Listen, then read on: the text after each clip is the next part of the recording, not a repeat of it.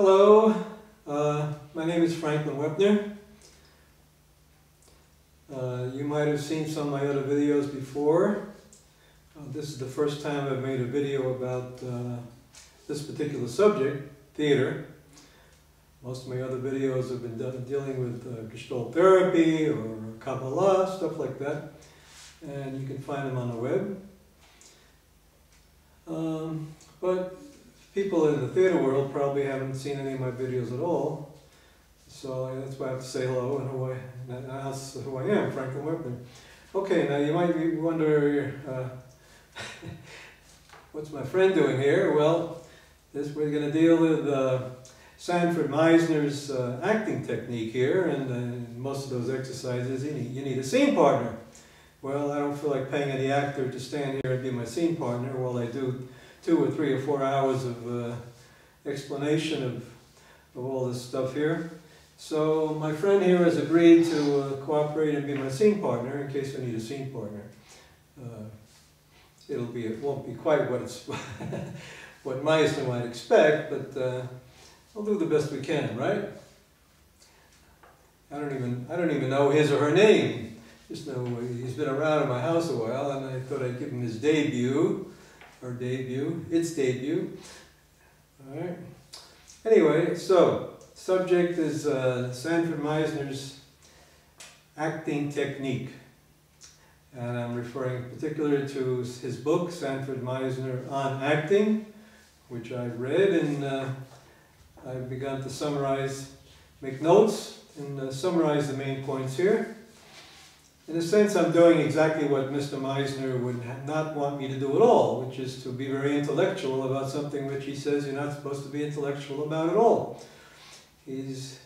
One of his main strengths in claims is the ability to get actors out of their heads. If I'm talking to an actor, out of your heads, and into the here and now reality.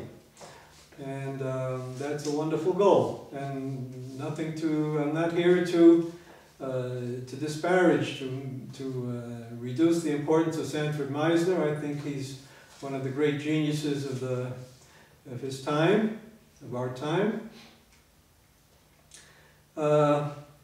What I'm doing here, I guess this is basically an improvisation. I'm making a series of videos here, which is an improvisation. I couldn't possibly write down and read off all the different aspects of what I'm going to try to talk about here. So it's going to come across a little bit garbled up. It's going to be basically here and now improvisation.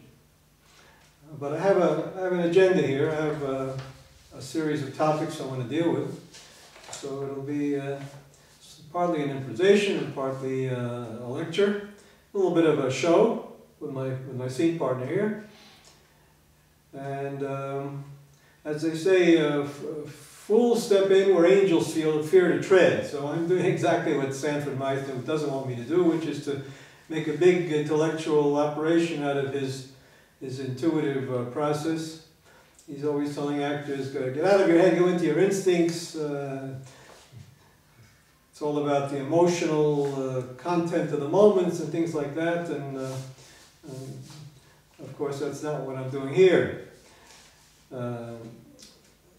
I'm not even sure what I'm going to call this video. Maybe I should call it Sanford Meisner Acting Technique, the Missing Manual. It's like one of those programs like Apple's Final Cut for video editing, which I have. Imagine if somebody gives you a copy of that thing, which they're not supposed to do, but you don't have the manual because they don't want to give you their manual. So it's fine if you want. If you look at an introductory video and you make you stumble around and make a video. But if you want to do anything more sophisticated than that, really understand what you're doing, and you don't have the manual, you don't have the specs, you don't know nothing about the program. Well, that's the way he teaches acting. He teaches it without the manual and tells you don't read the manual, basically. Don't use the head. Don't try to figure it out. Just do it. And that's fine for some people. For most people, that's really all most of you actors want. And by now you've probably pushed the delete button on your computer there to get away from all this intellectual baloney. Okay, now that introduction, telling you that I'm doing what I shouldn't do and probably couldn't even do, can't do, to explain his quasi-mystical process here. But I'm going to do it anyway, because I like doing things like this. I get a certain amount of a high out of integrating different disciplines in my life. I started off with a degree in chemistry, and then I went into music and theater, and then discovered gestalt therapy and kabbalah, and I put it all together, and that's what I enjoy doing in my life, in theory and also in practice when I get some customer to work with me, some student, some actor, some spiritual seeker, whatever it is. So we put all that stuff together, and I guess you call it a truth search, whatever you want to call it. Okay, let's get to the business on hand here. Now, my project is, the way it starts out, I might change it, of course, but the basic idea is I want to look at this, the Meisner acting technique, in context. Now, there are many different contexts you can put it into. You can think in terms of theater history, like most people do when they write PhDs about it. Or, well, no end. But I'm picking three because I happen to know about these three contexts. I know something about the sound and movement theater of the 50s and 60s, since I lived through that, and I did a lot of playing around with those improvisation exercises over the years, running workshops and being in workshops. And the second context is gestalt therapy. For 37 years I've been using that tool to train actors and to help spiritual seekers, and a lot of, especially in Jewish context, in yeshivas, yeshivot. And the third context is the Kabbalah. I see Sanford Meisner as a beautiful example of the actor's Kabbalah. What kind of Kabbalah? Well, you know, there are all kinds of sects in Judaism. You got the Chabads, and you got the Breslavers, and you got the Sants, and you got the Satmar, and no end of it. Well, I'm particularly interested in Breslav, Nachman of Breslav's Kabbalah. And just so happens, Reb Meisner here fits right into that category. In other words, he fits right into what I would call the Platonic, pietistic tradition of religious thinking that goes from Plato to Philo to Kreskis, Kreskis, to Nachman of Breslav, and then now we have in the literary criticism we have Walter Benjamin. It's a long line there. Along the way we have Francis Bacon, and talking about different kinds of inductive and deductive logic. There's a whole tradition there, and it just so happens that our friend Meisner fits himself right into that tradition. Whether he knew about it or not, I don't know. There's a lot of wisdom in his book that shows he really had a good understanding of a lot of basic important principles, but whether he knew them from intellectual study or where he got it from, I don't know. And I don't have to know. We're just looking at the product. We're looking at his book. And a little bit I got out of videos, watching people do his exercises. I'm not claiming to be an expert in teaching these exercises quickly, but I think I have a certain amount of expertise in trying to make sense of them and explaining them. And I don't think this is just a head trip, because I think if you, like with the Apple program in Final Cut, if you understand it, if you have the missing manual, then when you want to do more sophisticated things and just basic exercises and a couple of scenes, then you have tools to go deeper. And there are certain topics that Meisner himself admitted he didn't know how to deal with. There are a few cases in his book where you see him getting to the point with a student that he just basically has to kick the student out of the class because he feels he doesn't have the tools to teach that student. And he hopes the student will find some other teacher more appropriate. And I believe, honestly, that if Meisner knew some of the things I'm going to try to tell you here, he wouldn't have had to do that. Especially gestalt therapy, if he knew a little bit more about those techniques, he wouldn't have had such a problem teaching, for example, about preparation, what he calls preparation, the as if, all that stuff about imagination, instincts, and because a lot of it is right out of those traditions, with his own particular jargon, which who knows where he got it from, I don't know. So I think I could justify my little project for actors that want to find a way to go further in the Meisner technique than most of the people that teach it. Most of the people that teach it, for good reasons, are not intellectual eggheads like I am, and they do an excellent job for most acting students that want to do that trip.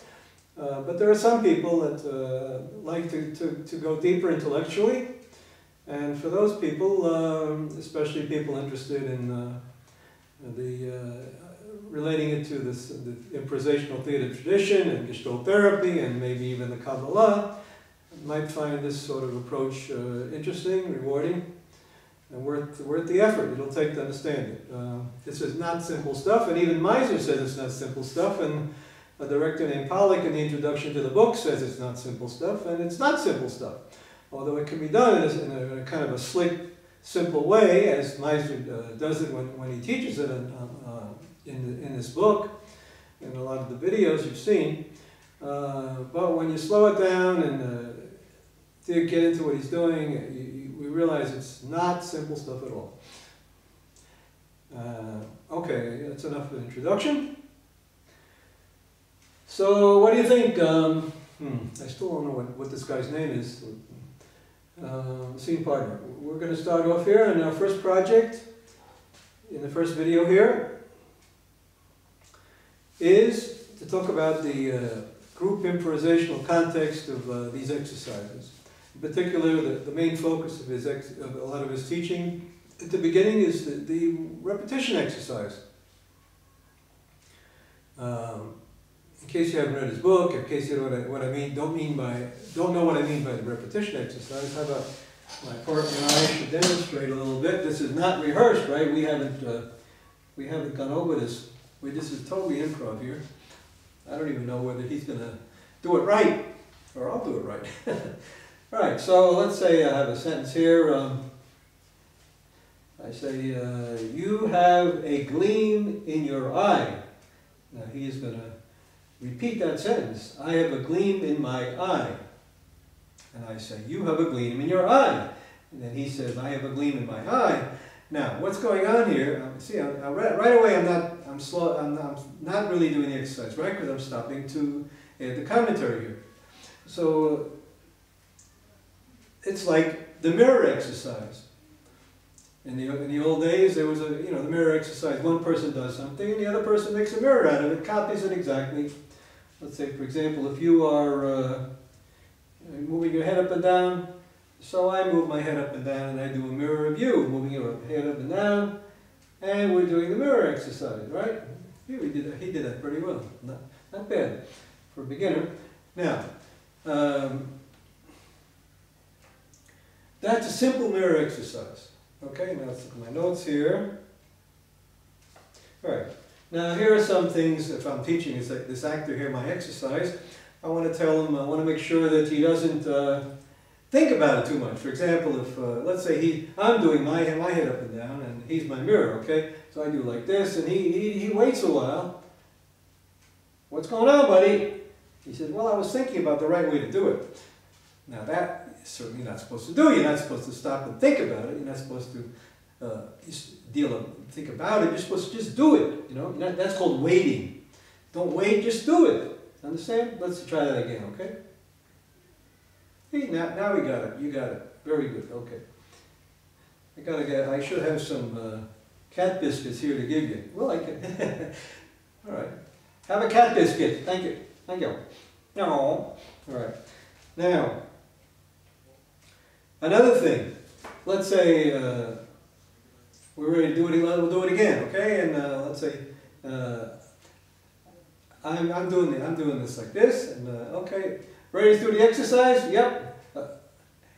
He started ahead of me. He had a feeling what I was going to do, and he anticipated. It's another thing. Don't do that either, buddy. You got to stay here and now. In other words, the mirror exercise is supposed to be here and now, not thinking about it afterwards and not anticipating it, just here and now. You understand? Okay, have another cat biscuit. All right, very good. So, what else we got here?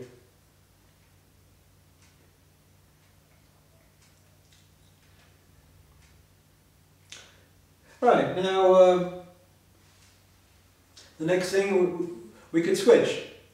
Director says, okay, switch partners now. Switch the lead. Who's the lead now? Okay, up to now, I was the lead. Now you be the lead, okay? So let's say he does, he's going to do like that. His new move is like that. And I'm still doing this one. I'm messing up. He switched, and I don't want to switch. I got my own agenda here. I'm not really in touch with what he's doing. I was thinking about something else, or maybe I figured I'll force him to do it my way. So I'm being deliberate instead of being spontaneous and reacting to him. See, he did it that way, and I want to force him to do it this way. So another thing about this mirror exercise, you got to be with the other person, responding here and now to the other person. And if you're too deliberate, you're too willful, you want to be some kind of, what they call in gestalt therapy, a kind of a control maniac, then it doesn't work. It doesn't work, okay? What else we got here?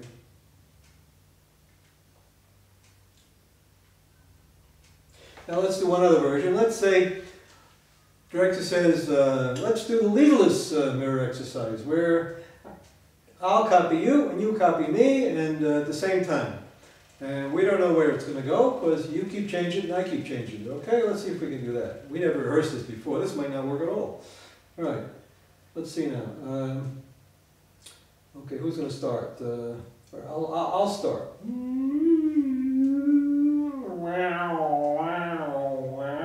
Well, that's pretty good. We almost got it together there. All right. He started that one. So I go chunk, chunk, chunk, chunk, chunk, chunk. And now I'm not going to talk. We're just going to see if we can improv this a little bit here. And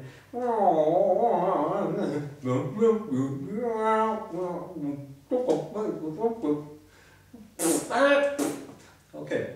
Well, we almost got it together there. Now, leadless world exercise. Okay. Now, if one of us, again, if one of us was going to be deliberate, too willful, try to control it, not willing to be sometimes a follower, sometimes a leader, and be flexible about that, then it wouldn't work, right? And the director watching the two of us do the exercise, well, you're all watching, you could see who's the control maniac, the deliberate one that's messing it up. You know, was I not following him, or was he not following me, or what's going on here? All right. Okay, so that's the basic mirror exercise, okay, with switching and with the leadless version. Now, let's sit down a moment here, and again, what we're not supposed to do, according to Meisner, what we're going to do. We're going to think about it a little bit. Now, if there's a relationship between two performers here, there's some kind of a, what do we mean? What do we mean by a relationship? There's some kind of a contact going on here. So there, right away, we bring in some of the idea from gestalt therapy that there's a contact boundary between my partner and me. Okay? And we bring in a little kabbalah from nachman, breslav, likutei, moharan, the collected essays. I think it's number 3 or 4.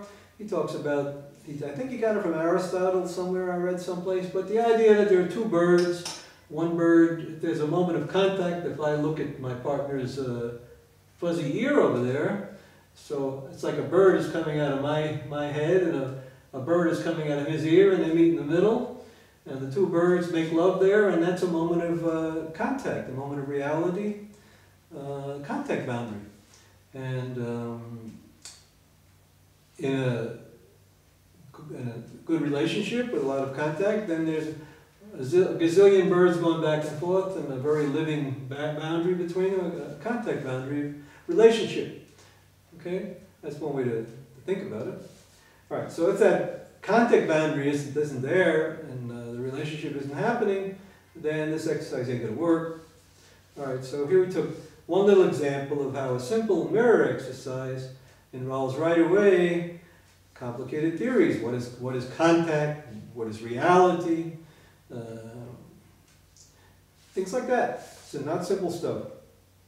All right, a little bit of nachman, breslav, a little bit of Aristotle for no extra charge thrown in there. And you say, what do you need it for? Well, I just want to be an actor. Well, so far you don't need it. I mean, to do this exercise, repetition exercise, you certainly don't need all that stuff. But what if you want to deal with preparation, and it's hard to find, what if the director says, right now I want you to cry, cry. If I'm the director, you say, okay actor, you got to cry. And the actor says, I think he's saying that he can't find the motivation to cry right now. Cry, I said, otherwise you don't need talent. Now that's threatening. So now the actors get, he's a nervous wreck. He's going to get thrown out of the class. But you got to cry. I don't care where you get it from, cry. That's what Meisner says sometimes to students. And then he tells his assistant, well, I felt so bad, you know, I hate to kick students out of my class, and I sent them a letter, or had my assistant talk to them, you know, to make it as painless as possible. So there, you see that? If I had the technology to help you, I wouldn't have to kick you out of the class. All right? Don't worry, I'm not going to kick you out of the class.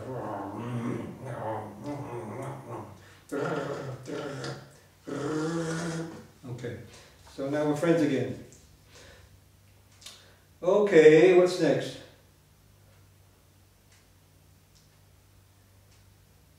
Yeah, and reality now. What do we mean by reality? It's another question, right?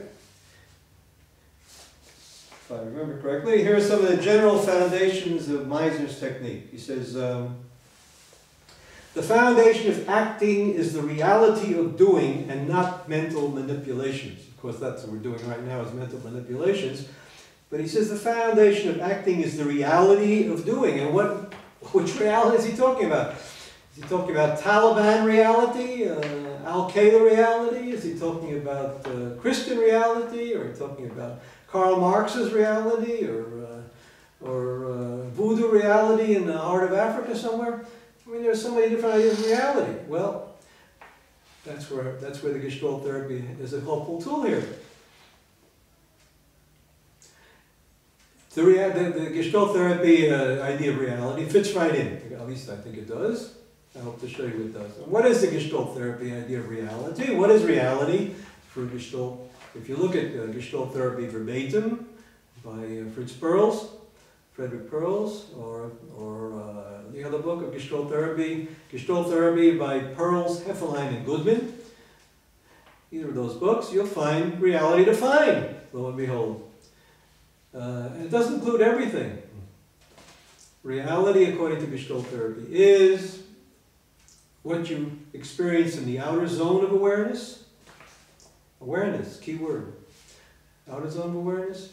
What you experience in your body awareness, which he calls the inner zone of awareness, when you close your eyes and go in your body. For example, right now, what's going on here? I'm feeling a little bit of tension, my shoulders, breath, not quite relaxed. All right, a little bit of inner zone reality. And my fantasy zone of reality, for example, I'm just imagining like 50 million people, well, even maybe 1 million people out there, anyway, watching this video, and here I am, being known all over the world as the great interpreter of Samuel Meisner. Oh boy, and I could see them all writing checks right now, giving me big bucks for doing this. Okay, see, a fantasy zone of reality.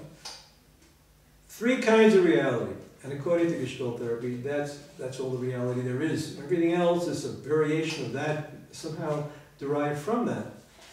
Now, I'm not going to argue that point right now, but I just want to point out that that is pretty close to the underlying idea of reality that Meisner is talking about. And he's saying not mental manipulations, and right, because things that are not awareness of the environment, of the body, or the imagination, for example, judgments, you know, you're a crappy actor, that's not awareness, all right? So if I'm doing my repetition exercise with my partner here, and I just, you know, okay, I just notice you're doing this scene in a crummy way, actor, scene partner. That would not be awareness. That would interfere with the scene. Okay? All right. Every once in a while we're going to have an interruption from my neighbors, kids out there probably. That's life. All right, so again, when he says the foundation of acting is the reality of doing, so he's talking about reality, which in a sense is pretty close to Gestalt therapy reality. And going even further, we're talking about reality in the sense of inductive logic versus deductive logic, which, and then we're back to the 15th century and Francis Bacon, who made the distinction between inductive logic and deductive logic. That's another, we haven't got to the end, but all right, there's no end here, okay? And that ties us into Kabbalah. So the ascending path on the right side or the descending path on the left side of the tree of life, well, the right side is the inductive logic side, the left side is the deductive logic side. And basically it's another way of saying the foundation of acting is the reality of doing, not mental manipulations, because the left side of the tree of life is the mental manipulations in most contexts. And the right side is the reality of doing, the awareness side, the ascent that leads up to integration and ultimate enlightenment through the integration of all these here and now moments, whereas the right side just leads to more and more fragmentation and conflicts and confusion and interferes with the acting. So, you see, we start off with a simple mirror exercise or just repetition exercise, and whether we like it or not, we're involved with jargon, technical jargon, and Meisner is certainly an expert at using technical jargon. And he doesn't stop to tell you the way he's using these words, but keywords like reality, what does he mean by that? Instincts, what does he mean by that? Is he saying be like a mosquito and just go after your scene partner like you're sucking blood or something? Or is there some other kind of instincts that he's asking an act to use? Not such a bestial kind of instincts. And it turns out that he is. He's talking about instincts in a very different sense. But if you're an actor that doesn't know and doesn't want to know, just wants to follow your instincts, well, you're not going to know the difference, and you're going to be dealing like a mosquito instead of like a human being. Another word is emotion. Does he mean by emotion? You know, the classical acting people would say mood is doom. Too much emotion, it just gets the scene gets soggy, confused. You don't know what you're doing. The audience gets lost in all the pauses and the waiting, and the scene dies because the actors are just taking a bath in all their emotions. Well, that's not what. That might be what Meisner himself thought he was talking about when he was talking about emotion. But there's another whole meaning of emotion. Let's see, I've got time, or I think I'll hear this a little bit of Aristotle. Aristotle, philosophy, oh my God, delete, forget it. Okay, all those people, you can go, we don't need you. Which reminds me, by the way, who is my audience out there? Who am I talking to? Well, somebody named Maimonides, who wrote a book called The Guide for the Perplexed, and I assume you're perplexed if you're still there. He said that in the introduction to the Guide for the Perplexed, his main philosophy book, he said when he wants to deal with some difficult topic, he tries to find one serious student. And he doesn't want to bother with the 10,000 fools. 10,000 fools. Well, I assume the 10,000 fools have already pushed delete, and it's just you and me, right? You and me, my one serious student and me. And if there's anybody out there, then we keep going, huh? at least I have the illusion that I'm dealing with you, this one serious student out there. Okay, maybe I'll call you Mordecai. Okay, hey Mordecai, you're my one serious student. Or no, I don't. It doesn't have to be Jewish. I can call you, hey Joe, Joe, my serious student out there. All right. All right. So, where are we?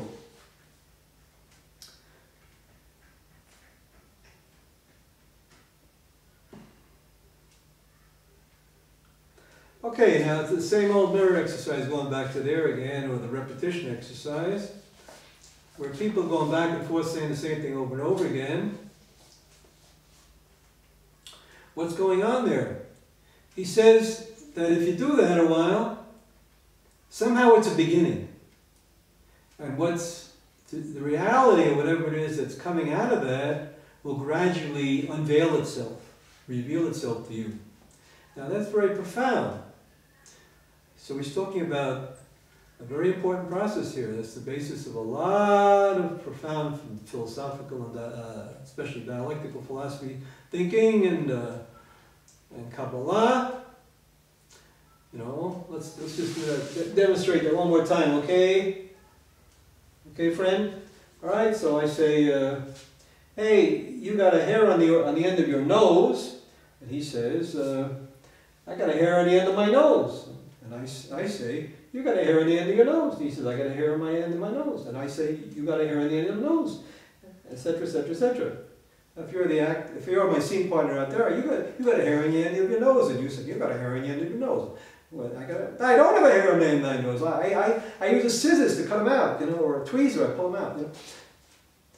So what happened there? We went on for a while in our dialogue, and there was an empty space. And in order, we cleared the decks. There was no, my ego was not involved, and your ego was not involved. And suddenly, out of the void, I got a flash. You know something? Came from nowhere, and he says it. And Meisner says the idea didn't come from anywhere. I suddenly remembered, hey, you know, I tweeze him out, or I pull him out. That's not. Reminds me of something Meisner says in his book. He says, you know, if I had any shame, I wouldn't have told you that story. Well, okay. Anyway, so now you know one of my deep dark secrets, how I keep... So I don't have a hair on my nose, okay? On the end of my nose. Inside, yeah, but not... Okay. All right. So what we have, an important concept from the hair on the nose there is the idea of the void, and the death of ego. All right, you want to understand this a little bit? So we go back and forth, and we eliminate the mental idea that I'm trying to convince you, or you're trying to convince me, or something. And it's just empty space, empty reality there. This word's going back and forth. And out of that void came the idea, hey, you know, I pull them out, I tweeze them. All right? So that new idea that came out of the void, from heaven, or from your unconscious, depending on how you like to think about things, was an association. Association came from the void. And that's right away, well, usually you find that kind of thinking in the Kabbalah. You know, they talk about the death of ego, and the void, they call it the halal hapanui in Hebrew, the halal hapanui, the space, the empty one, the cleared out space, halal hapanui, where the two sides die in order for an empty space, something new to happen. Let's say my idea of who I am has to die, and your idea of who you are, pussycat, has to die, so that that new idea can emerge from that void there. That new idea. So another way of putting it is, there has to be a moment where we don't know what's going on long enough for us to discover some new idea, for the new idea to pop into the space. Okay? And right away that associates to a little more Kabbalah. Well, we got the theory of alchemy. We just did alchemy, buddy. Alchemy. Are you interested in learning about alchemy? Are you interested in learning about alchemy? See that? Reminds me, Brecht said, even he we must understand it. Now, Brecht was talking about his donkey, a little model of a donkey that was on his desk, Bertolt Brecht, you know, the theater director. So even you should understand it. You agree? Do you want to understand dialectical philosophy and Kabbalah? See that? I got a good student here. So I got two good students. You, Joe, and me, and him. That's two of us. Three of us. We got a small class here. Class is growing. All right, so now, so the idea of death of ego, and how is that alchemy? Well, according to alchemists, there are four major elements that make up the reality. There's water, there's earth, and there's air, and there's fire. Now, what does that have to do with anything? They're not talking about, you know, like fire you can touch. They're talking about points of view about reality. The water point of view is that something flows from heaven or from the unconscious, or something flows. And then the earth idea is that it stops flowing, it gets stuck, clogs up. Like you can imagine adding salt to water when you cry. This you find is in nachman and breslav I think it's in section number 51 of his likutei moharan. The idea of water. The essay is called water. That you too much effort, too much extremes. And instead of going reality flowing from water to earth to air to fire, it gets stuck on the level of the tears. The earth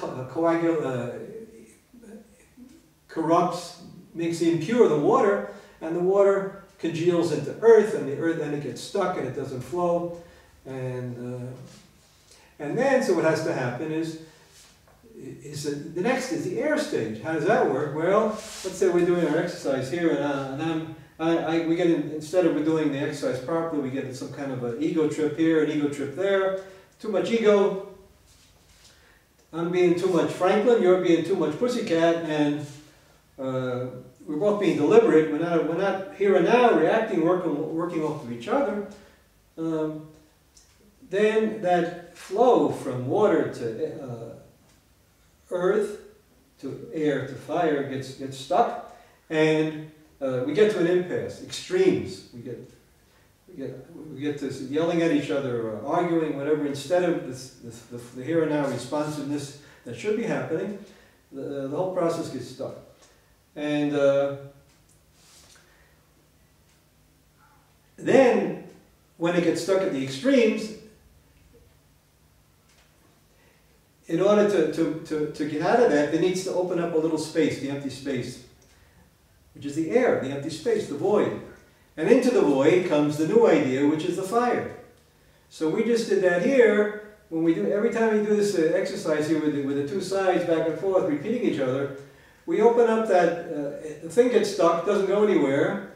It's a here and now thing, but it doesn't, there's no movement going on. It just opens up an empty space. And into the empty space comes, which is the air, the void, comes a new idea, which was the idea, the new idea.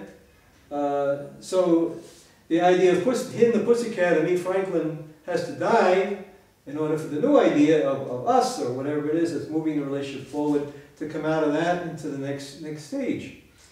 That's the fire that encompasses the two of us in it, that moves the whole thing forward. So this little exercise gets more and more profound. We're dealing with alchemy, the four elements of reality.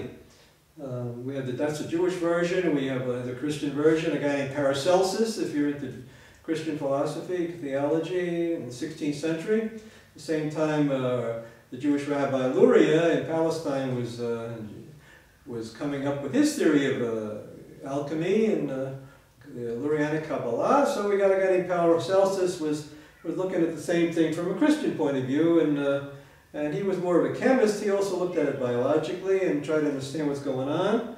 When something dies, you know, bubbles come out of it. Well, bubbles, air coming out of the earth, you know. And then that's the new life being born, and then the new seeds from heaven fertilize the empty space there, which is the female part, and then the new life comes out of that. So that was his sort of quasi-scientific, religious and Christian point of view. All right. So there's no end to the amount of stuff that can come out of a simple exercise when you stop to think about it. And that's what I'm doing here. I'm stopping to think about it. And if you're still there, well, if you're my ideal student, you're still there. You're still listening. All right. So we see how even in this basic exercise, the simplest mirror exercise or repetition exercise, we're already dealing with all kinds of stuff if we want to deal with it. Now, why bother? Well, again, what if this actor here, or this actor here, one of us doesn't work well? Then what do we just say to you? You don't have talent. Kick you out of here. Break your heart. He really wants to be an actor. I don't want to break his heart. So it's up to me to know how to deal with his problems. Well, so we go to gestalt therapy and we find out that there are different ways that people interrupt the action of their life, and we just there's a list of 5 major ways. Well, there's confluence, there's introjection, there's projection, there's retroflexion, there's egotism. 4 major self-interruptions. So now Meisner is telling us about, well, to prepare you got to do a whole process of self-stimulation. Self-stimulation. Well, you can't if you're busy interrupting the action in your life, you're going to interrupt your self-stimulation also. Right? How are you going to prepare for a scene if your imagination doesn't work? If you're so used to not having an imagination that when I tell you to start using your imagination, your habits won't allow you to think that new way. So that's called confluence. Kan means with, and fluere, to flow. You're flowing with your old habits of not knowing how to use your imagination properly. So if I try to teach you tell you to use your imagination, and you're blocking out your awareness so much that you don't even can't get out of your habits, well, but once I understand that the problem is one of confluence or introjection or retroflexion, projection or egotism, once I begin to diagnose what's going on with this actor here, then I can help the actor. So I don't have to kick him out. I can help him work on awareness. Okay? Want to work on awareness? What are you aware of now? What are you aware of now? What he said was that he's aware of that light shining in his eyes. Okay. That was awareness. Okay? You did it. See that? I'm helping you. You already got better. You already got better. You're not totally without awareness. Now you have one moment of awareness. Let's see, you want to do some more awareness? Okay. What are you aware of now? Oh, I think he said he's aware of being hungry. Okay, that was awareness in his own awareness. Alright, so now he's getting healthier every moment here. And what are you aware of now?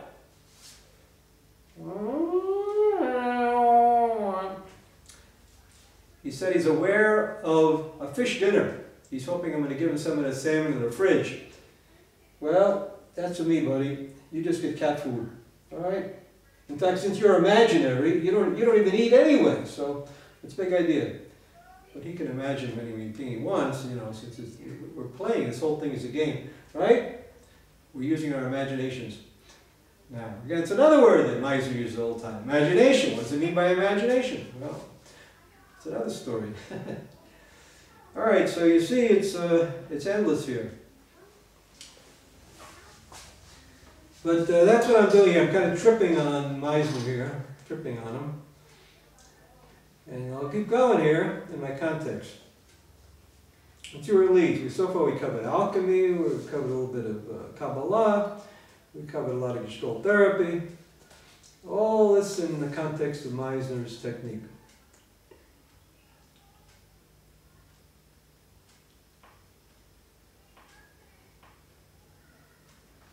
Another exercise, but remember this video here, I basically dedicated it to work thinking, first of all, Meisner in terms of the sound and movement exercises of the 60s and 50s, Joseph Chaikin, the open theater. So let's just finish that sequence. What are the exercises of the open theater? You've read that book, the book on the open theater. If you haven't, you really should if you're an actor. Hope it's not out of print. So there's the mirror exercise, which we did. In that book, I don't think you'll find a leadless mirror exercise, which I don't know who's doing it, but maybe I just made it up. Then there's the funny house mirror exercise, where one does, A does something, and B does exaggeration of that. Then there's the puppets exercise, where one person does a movement, a sound. One person does a sound, the other person is a puppet that reacts to the sound. I'll illustrate each of these in a minute. And then there's the conductor exercise, where one person makes sounds, well, movements, yeah, I'm the conductor, and the other guy makes sound. And there's the worlds exercise, where you put all that stuff together, and I do my world, and I add an emotional condition. Sound like Meisner? Add an emotional condition. For example, I'm angry, so I'm presenting my angry world, or I'm sad, my sad world, or my joyful world, or my lusty world, whatever world I want to present. Okay? And then finally, we put the two worlds together, my world and your world. We can even demonstrate that. And then we get what's called the leadless worlds exercise, where, again, just like in the leadless mirror, each one, we're both following it. We're both following it. And we don't know where it's going to go. We just want to get that balance. Okay, now let's say something about the balance, by the way. A little bit leg end theory. This balance, ideal balance, it has many different ways of describing it. When I react, do a mirror of him, or her, or whatever it is, I'm being active because I'm making a mirror. And I'm being passive. I'm allowing myself to respond here and now. So there's a state of active passivity. Active passivity, or passive activity. Another word for that is the middle way. The middle way. Not active and not passive, and both active and passive. It's middle way. Okay? So that becomes another way of looking at it. I guess if you're into Buddhism, it's closer to Buddhism in that sense. The middle way. Where was I? Got lost.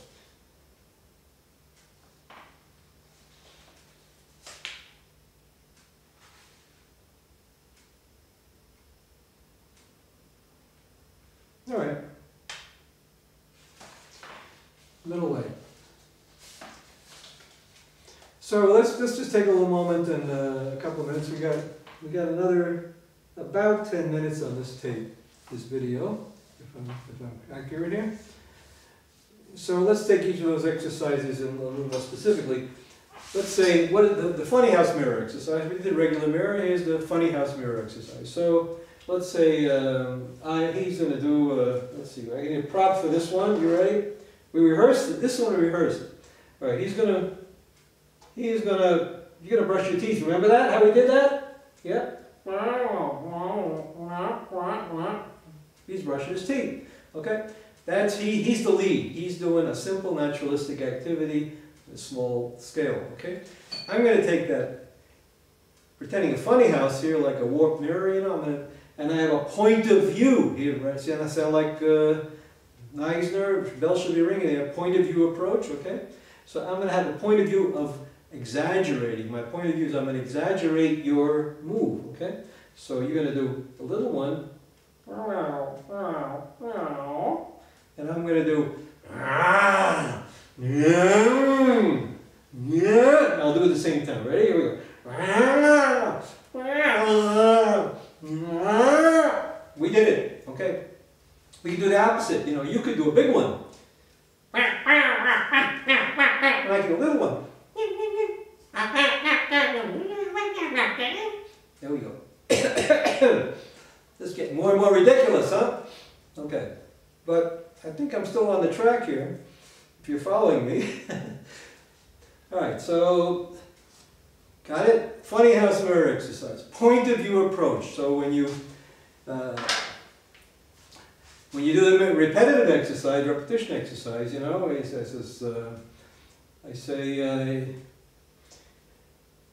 let's say, you have a gleam in your eye. See, the light shining there. You have a gleam in your eye. And he says, I got a gleam in my eye. I say, you have a gleam in your eye. I got a gleam in my eye. How you got a gleam in your eye? You got a gleam in my eye. Now, okay, what could a point of view be about that? I could, well, think of it two levels. There's the moment awareness here, and then there's the comment about it. You add a comment, which is your point of view. So you got a gleam in your eye. I got a gleam in my eye. You got a gleam in your eye. I got a gleam in my eye. You got a gleam in your eye. I got a gleam in my eye. What can I say? Can't think of a comment.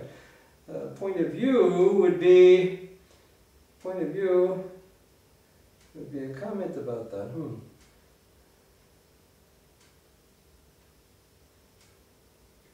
Okay. You got a gleam in your eye. I got a point in my eye. You got a gleam in your eye. You must be brilliant. I must be brilliant. I must be brilliant. I must be brilliant. You must be brilliant. Okay. So I did a second step there. I commented. I brought in my point of view. You know that. Gleam in the eye. Hey, must be light coming out. You must have light coming from your head. Brilliant. Okay. Point of view. Okay. Funny house mirror, point of view. All right. So there's room for this point of view in relating to the partner here in the exercise. Okay. Next, and then the puppet relationship or the conductor relationship. Well, one of us could be using the sound of movements there. We don't see this usually at least in introductory videos. I haven't seen this from the Meisner studios, but I don't see any reason why one person, let's say he's doing and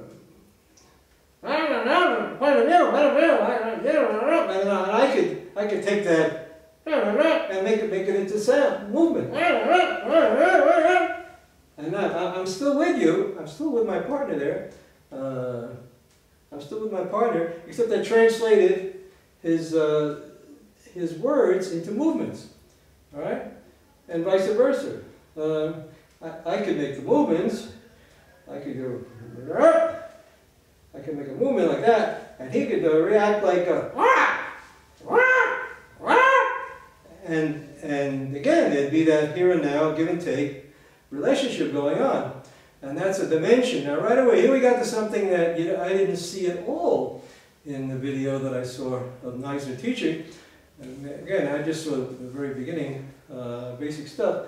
But there's no reason conceptually, if we're thinking in terms of sound movement exercise, there's no reason why people can't translate movements into sounds and sounds into movements, as long as we have this one moment by moment active passive relationship going on. So you see, thinking about it a little bit, going into the theory, opened up something that Meisner did not do, okay, that some other teacher could do, that would make the exercise much more involving, much more instructive and creative. All right? We're beginning to get some results here. We've got a couple of minutes left to deal with. We're not going to possibly finish this here, but I'll pick it up in the next video. Now, the world's exercise is one of those, also from the chaikin period, where you put all this stuff together. I do my world, my thing here, or he does his world. Let's say you do your world. A combination of moves and sound.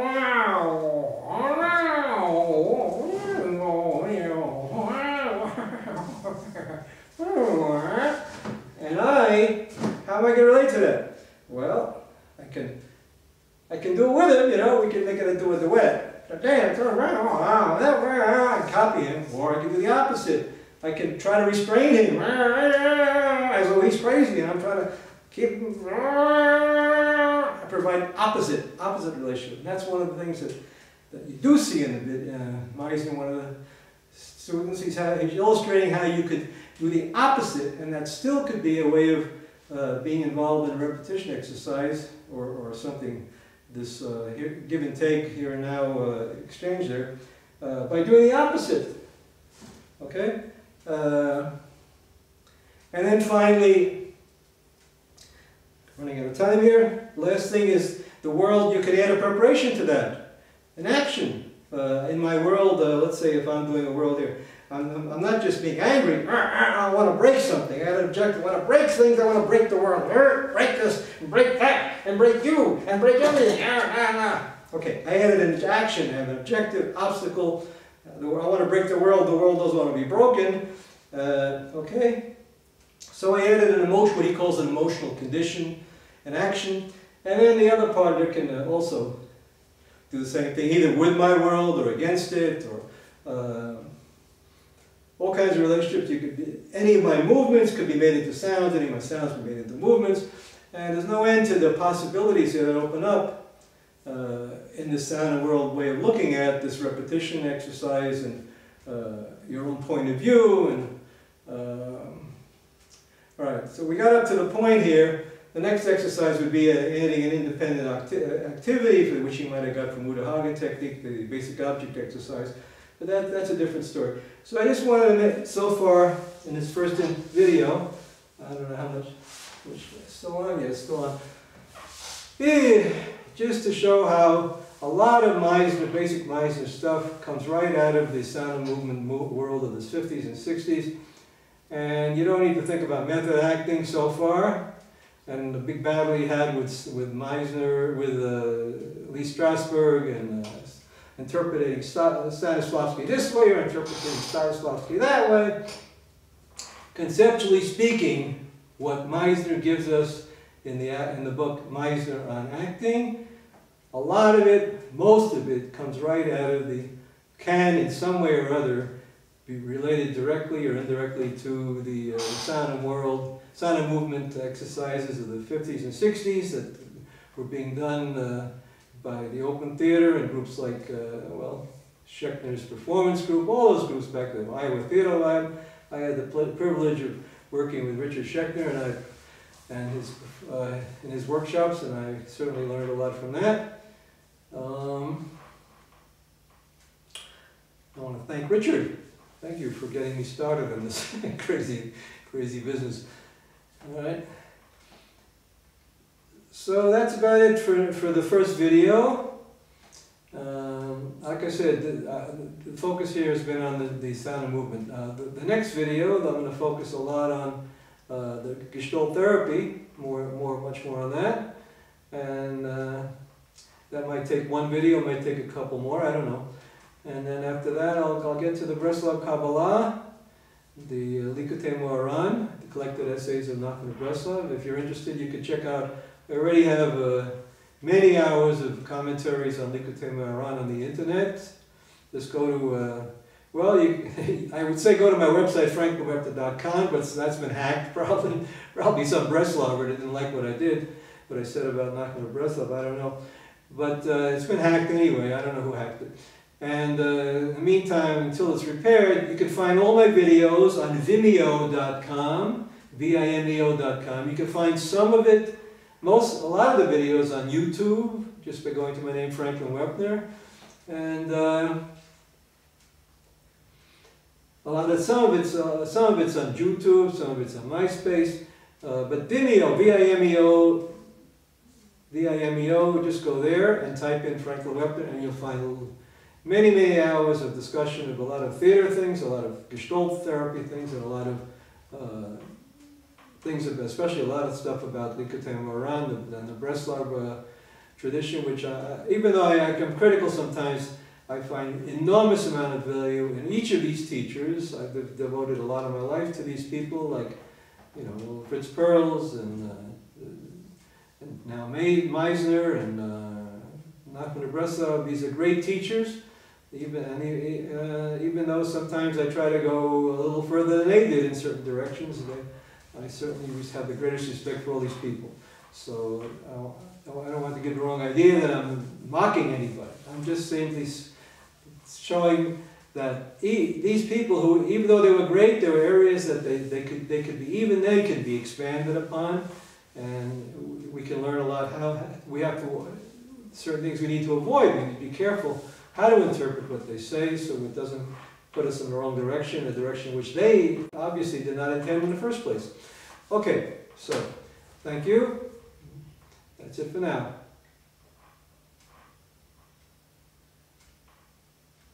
Oh, thank you, my friend.